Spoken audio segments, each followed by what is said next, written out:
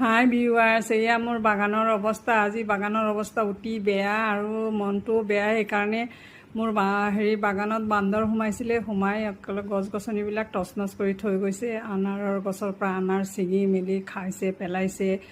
টমেটোবিলাক নষ্ট কৰি গৈছে, অন্য গছ গছনিবিলাক নষ্ট কৰি গৈছে। বাগানত ৰঙালাও লাগিছিলে, ৰঙালাওবিলাকো আধা খাইছে, আধা খেচৰা কৰি ভালকৈ খাবও পৰা নাই। এনেকুৱা কৰি খাই থৈ গৈছে। এইবিলাক কি কৰিম এতিয়া।